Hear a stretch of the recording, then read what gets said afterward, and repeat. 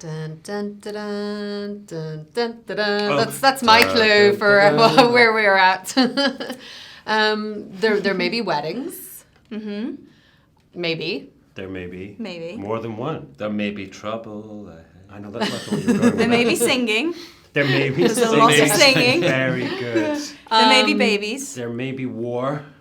Sorry, I started There this. may be love. I created a monster here. I'm very sorry.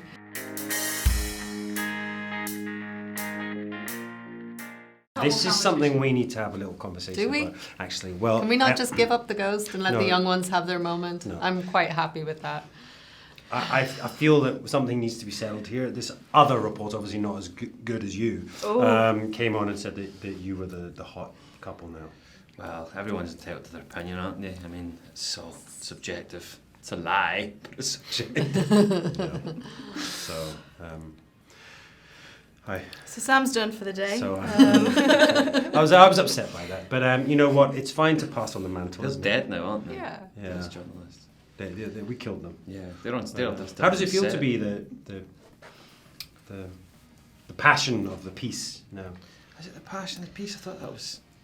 So. I don't think there's much passion when you've got a screaming baby all the time, actually. Yeah. You know? Jemmy's quite a vocal child. Yeah, Jamie's So- pretty vocal.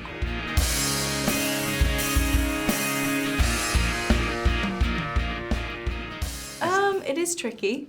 This season, you know, a lot of Brianna and Claire's frustration sometimes in this time period can be that they're sort of left at home. You know, the women can't go off to fight and things like that in those days. So for a lot of it, Bri, I feel, is a single parent. Roger is away a lot. Well, come on, that's not true. It's all for the greater good, right?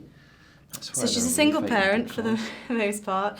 Jemmy doesn't sleep very well, but I mean, Bree's still sort of going through all of her PTSD and everything anyway, so sleep for her is quite a scary thing too. So, yeah, it really does show the sort of ugly side of parenting, I suppose, you know, the turmoils of it, and yeah, it's just very, very real this season in that sense.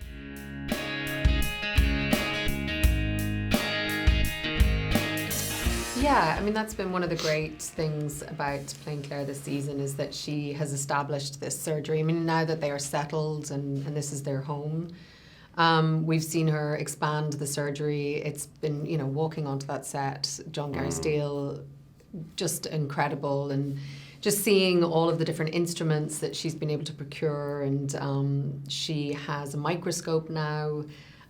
So it's that idea of, okay, well, what can she incorporate from her knowledge from the future into this time period? She takes some huge risks. I think, you know, very early in the season, we will see, I think in episode 2, we will see one of those big risks that she takes. But it's really, I think her mission and her goal is to try and protect this community. And in order to protect them, well, she needs to find out what's harming them, what's making them ill, what they're taking to combat it.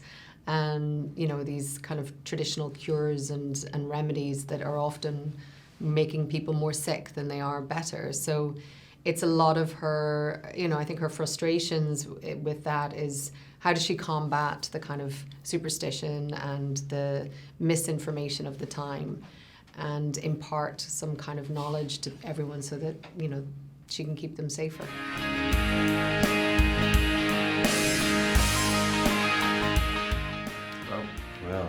Well, Yes.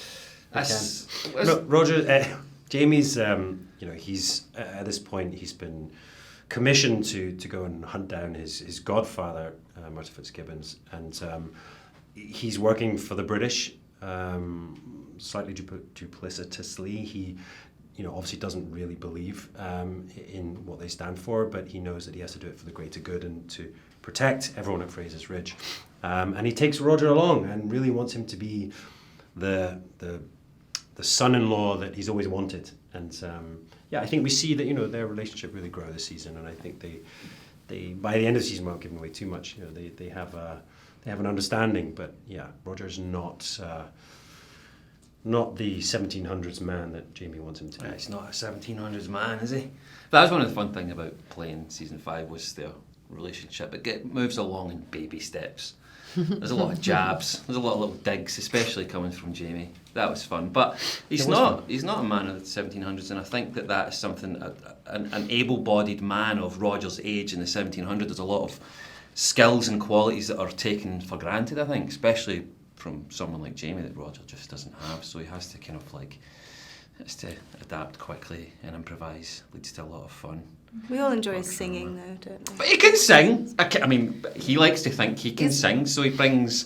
He's able that. to tell you the origin of a lot of words Yeah. too. Yeah, very knowledgeable. His Very knowledge of the knowledgeable. Latin language He is gives is the odd brilliant. history lesson, He which does. excites and enthralls everyone at the Ridge, right? And always Yeah. at really appropriate times, you know? Yeah. Time's never of the essence in Outlander, so Roger's Everyone needs a babbling Roger, on is doesn't always... Everyone needs a good Roger.